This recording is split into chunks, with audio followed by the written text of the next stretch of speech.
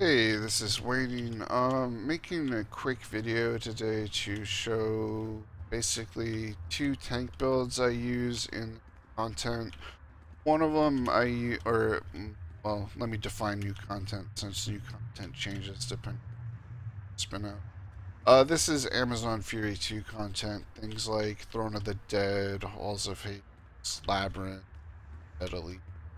Um, Let me just show you quickly. This is the way I build my tank. I use Dom Precision in the reds. I always mod for affinity. I just prefer the affinity. I don't see that big of an increase to not mod for affinities as opposed to modding for affinities. Dom and health in the blues, max damage in hands, breakout regen in the back. Dominant Power in the yellows and Quick Healing in the chest mon. I'll use Deadly Block for the feet mon. You can use Inertial Intervention if you've got Super Speed or Tumbling Master if you're aggro. Usually I get away with just Deadly Block and a little more damage, I guess, when I counter. Let me show you this build right here with Remorseless Recovery, Severe Punishment, Ragebringer, Outrage, Ferocity, Ire is more of my pure tank, pure survival loadout. Let me show you the way I've built. Come down to Ferocity, come down to Outrage. I'll use either Eviscerating Chain or Outrage to cancel with. Outrage I've been messing around with because it doesn't kind of misfire as much as Eviscerating Chain. Sometimes you'll get CC'd right as you cancel and you'll crash even though you canceled with Chain. Doesn't seem to happen with Outrage. You also get a stun when you use Outrage, which is useful for things like the ads on Ares and Throne Elite, because while you're canceling at Outrage, you stun everything around you and you clip in things like chronometric emitters for an extra stun. The important passives to pick up are Intimidating Gaze for dominance and Wisdom of Solomon for power and bit. I have the other two just because, like I said, this is pure tank survival. I'm in Wasteland to basically show you the Rage Crash mechanic. I would say if you're new or even if you've been playing Rage for a while, it's a good idea to come to something like Gotham Wastelands, grab a bunch of ads, and see what you can get away with canceling and not canceling. There's a rotation with this loadout that you want to use. Generally, you crash right at about 8 to 9 o'clock on Severe Punishment, so you'll see the heartbeat will start to increase around 6 o'clock, and right about here is where you crash if you take damage. And I'll show you that on the ads. But the rotation that is important with why I use Ire and Ferocity is because you'll hit Severe Punishment, you'll attack.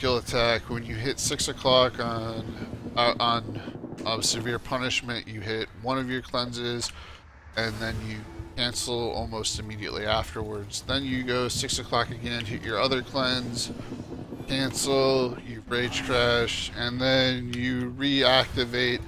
And you'll notice that when I get back to 6 o'clock, Ferocity's off cooldown. What this does is you always have immunity up so that you're more likely to be able to cancel when you can and you're not randomly CC'd. My trinket loadout, not your trinket loadout will vary. This is generally what I'll use if I tank the ads on normal or elite with Ares. Breakout trinket is just kind of an oh shit button if I mess up my immunity rotation.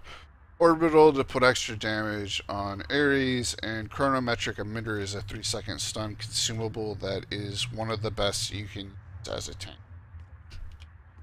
The other consumable I would suggest using as a tank is Dazing Device because it's a 2-second stun. And let me show you the other build I use. The other build is basically when I'm tanking Ares or the Essence, it's slightly more damage. It has options to it. which I'll show you. Again, the biggest change is I switch out Remorseless for Bloodlust. Remorseless in the other build, by the way, the heal's not a big deal on it. It's nice, but it's the 50% mitigation is the real reason you want it. A lot of lower content outside of things like Throne Elite, the 50% mitigator is often all you need. You don't really even have to cancel. You can just buff your health 50% mitigator and rely on your healer. If you cancel, it's just a bonus damage mitigation. Um, with this build, I use Chain instead of Outrage because, well, Chain does more damage and it works easier this way for the build. Let me show you the build for this. You'll go to Chain, go to Ferocity to have the breakout rotation if you need it. Ire and Bloodlust and Infuriate. Iconics, because I use this for essence taking and just Ares, or well, the essence I'll use Mesmerizing Lasso because it's the strongest single target tank taunt and it's a single target pull, so that I can grab the essence away from another tank if they've pulled it in Throne Elite. Intimidating Gaze is the other passive I pick up survivability with the Dom stacking. Loadout is basically this is what I'd use against Ares so that I have two breakouts. If I have a breakout trinket, if you feel comfortable with it, or you're facing the essence, slot in Infuriate and then have either Ferocity or Ire as just one cleanse. And Infuriate is basically you'll pop it when you're close to the DPS to buff them while they kill Ares. If you can use Infuriate while you're tanking Ares, it will help the DPS immensely. The biggest thing though is if you need two cleanses to get the two cleanse rotation that I showed a little bit earlier, go with the two cleanses because it doesn't matter if you buff the DPS if you're dead too often that they wipe anyway. So and also the Bloodlust is also there just to buff the DPS with precision and crit chance. So I'll show you the pure tank survival build against these ads. The big thing is take aggro, rage mode, you heal for the damage you take. Watch when I crash right about now. So that's when you crash. If you look at it, you can get away with canceling right at 9 with one move, and you get away with canceling. A big thing while you rage tank is to figure out how far you can get away with canceling and not crash. Like that time I got CC'd. Didn't break out because I was using push to talk and died. But the CC rotation, the cleanse rotation you'll see here is like so, and it keeps me from crashing. And then I'm out of power because I'm just messing around, showing you individual. But again, if you're tanking, if you're new to tanking, if you're just new to the class, I would highly advise going to an area of a lot of ads like this area in Gotham Wasteland and just playing around with the Rage Class mechanic, because if you master the Rage Class mechanic, Rage is the strongest tank. It's very flexible. If you don't know how to rage cancel, if you don't know how to manage your timers, your bars, it is the weakest class. It's the weakest tank. Basically, if you can't manage Rage Crash, you will not be able to succeed as a tank.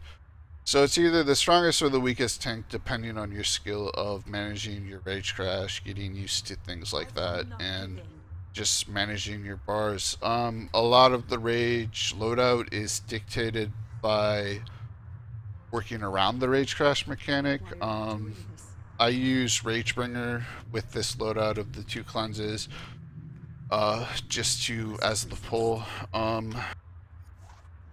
There are options. If you only need one immunity, you can actually slot two pulls. You can use Without Mercy as an AoE pull. Sometimes Without Mercy is nice for the ads because you can CC them with the pull. Other things is or are if you don't want the 50% mitigator or you want to play with more of a challenge, then you could slot something like Without Mercy with it. If you get used to always canceling, don't need to have a mitigator. So you could slot like Without Mercy, or if you were using the other build I showed you, you slot instead of Remorseless or Bloodlust, you could slot Infuriate and buff your team. And Infuriate's also a breakout, so you would have a third breakout and immune that way. And yeah, that's generally a very quick overview of rage tanking. Very simple. Just remember that with rage, every time you use a power, you get 2/3 of your dominance added to your health for each enemy around you. So I'll just show. I have 4K Dom. We'll just say it's like it's 3K health for every ad around me.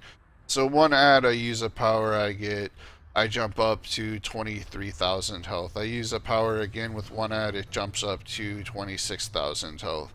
The health buff stacks. You can have your health as high as 2, 3, 400k depending on the ads, how much power you have, and whether or not you don't rage crash. One of the big things about with the soda change is when you use a soda, you get the percent of your health, which is 45 to 80% max health. That scales with your buffed health. So if you have 200,000 health, you could get 100,000 health from it, or nearly 200,000 health from a soda. That's a big deal for a rage tank because it basically lets you nullify a rage crash without having to worry about a healer or anything, as long as your soda's off cooldown. Um, and yeah, I'll have to review this. I'll probably update it a little bit later, but I just wanted to give a quick overview of the loadout I've been using as a tank. And I should say, most of this loadout I got from other friends I've been running and learning from, and some of it is things like I've added, but a lot of it with the double immunity has been around for a while. I just didn't use it that much. Most of the time before I'd been running Elite, I would just run with one cleanse, but running with both cleanses and rotating them like I showed you is extremely useful in avoiding random rage crashes. And in higher level content like Throne and Throne Elite, they need it, especially if you Aries in the ads. And I think that's about it. Have a good